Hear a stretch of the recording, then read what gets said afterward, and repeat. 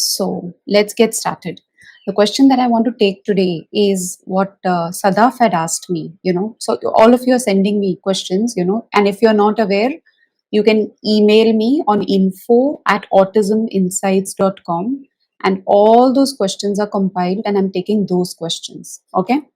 So the question that I have today that I'm taking is, how do I make goals when kids come to me? Like what are the pointers? Or what do you do with your child the full day? And there are so many things to work upon. How do you prioritize what needs to be worked upon? So there is a process that I go through, and that is the process that I would be sharing with you. Yes, be taking question on how do you manage your child's full day. What do you do? What goals to plan? You go to a therapy center. You have to take your child out. You have to take your child to the school. There are so many things that are needed. So, what have I done is I have broken down a child's full day, you know, and when I say I break it down, let me share it and show it to you here. So, when I see it, what are the areas that I would work upon? I would come to, what do I do with my kid the full day? So if I talk about, there are 24 hours. How many hours does a child sleep? I'll take around 9 hours. Then there's something called as no demand time, which would be like for around 2 hours, okay? 2 to 3 hours in a day. Then there is structured play where I sit with the child, I make the child do things. I'm teaching a child, like you do this, you do that, that kind of a thing. Then I have sensory diet, which I do outdoors. I have written only 1 hour. I would always prefer like around 2 to 3 hours there. Then there are parents who do therapy indoors, which is like for an hour or so. And then there are ADL tasks, which activities of daily living, which would take around 4 hours. And then I've written school and therapies and travel, which would take 4 to 6 hours. So with this, whatever that I shared, are you clear with what I'm trying to tell you about what is no demand time? Do you have an idea about what is no demand time? What is structured play? Gurpreet, I've stopped the screen sharing. Yes. So are you aware of what is a no demand time? Are you aware of that? No demand time is a time where child is left free, because this is one question that parents very commonly ask me. What if my child is engaging in self-stimulatory behavior? You can't humanly possible, it is not humanly possible to keep your child engaged and do something with you the full day. I mean, I don't know if you agree with this. I think it's very difficult. It is. And you'll get burnt out in the process unless and until you have too many people to manage your child alone. Very difficult.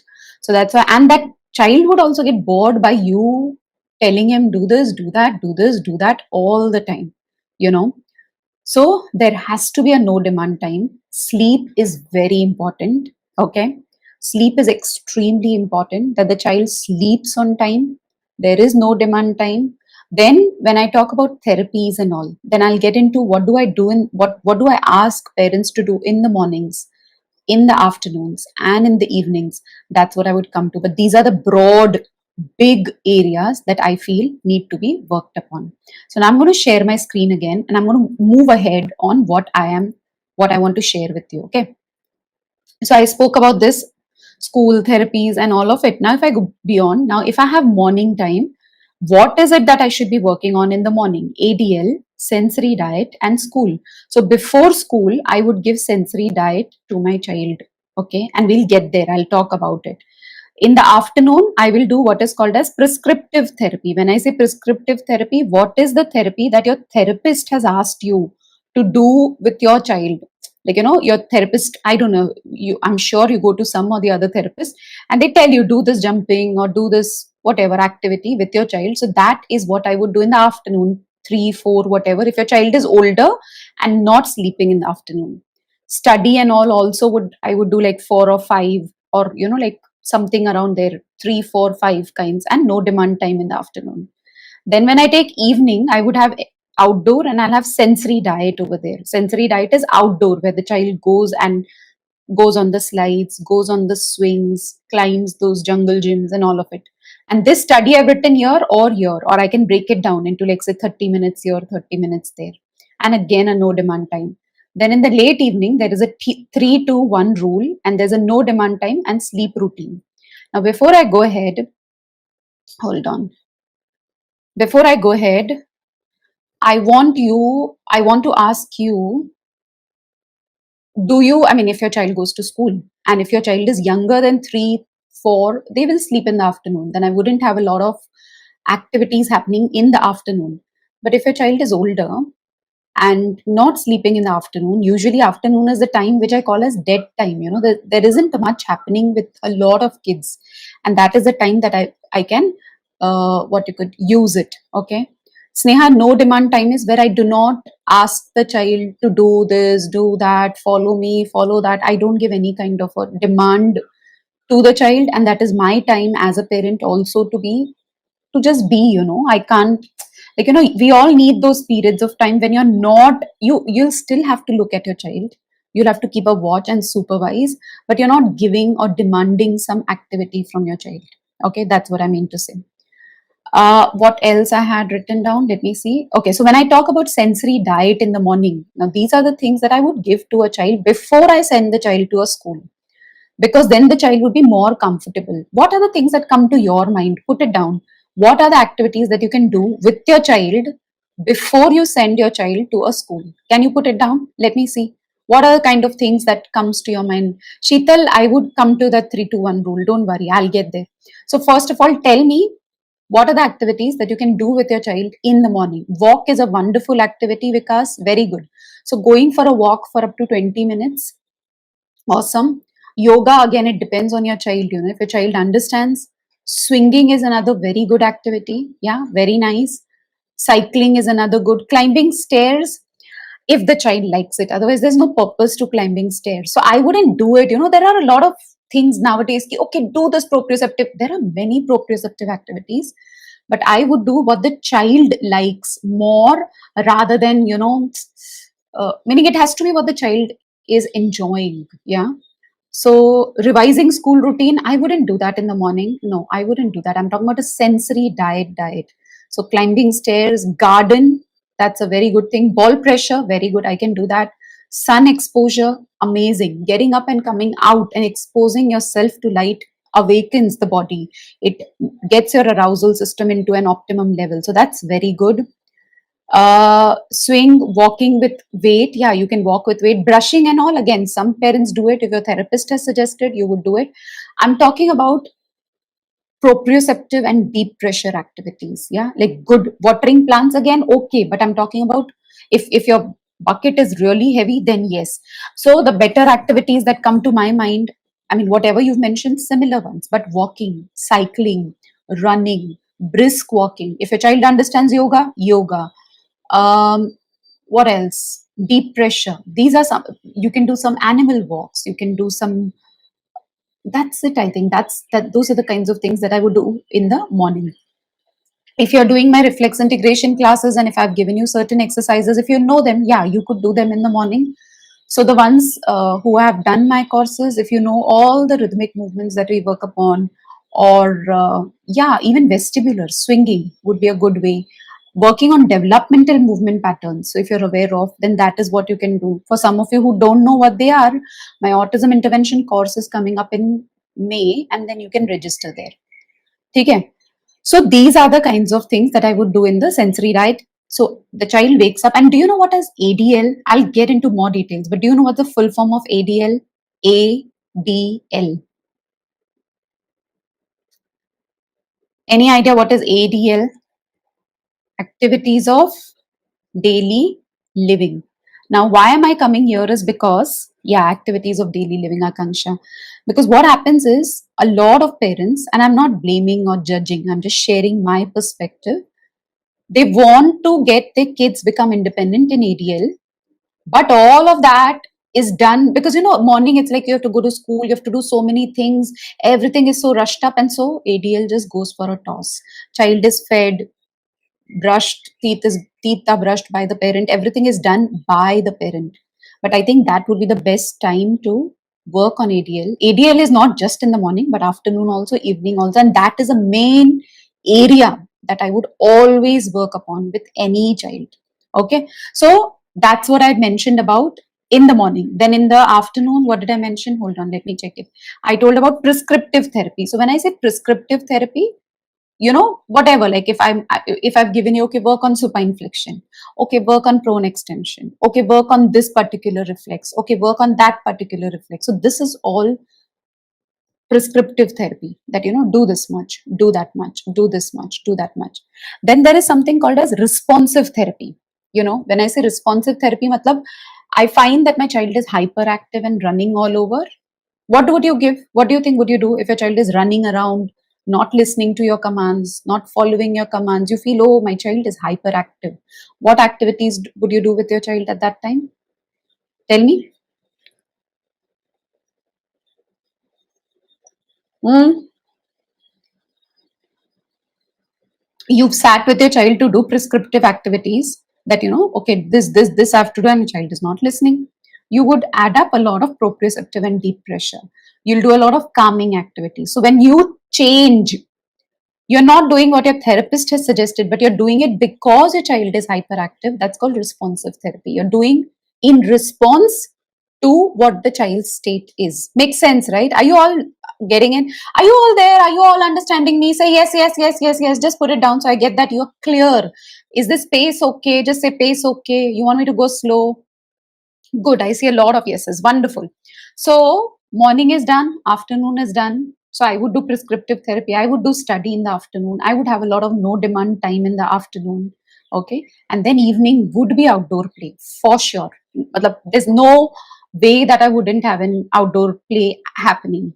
Getting during school ready time, I try to get him to hold the shirt, put hand in the hole.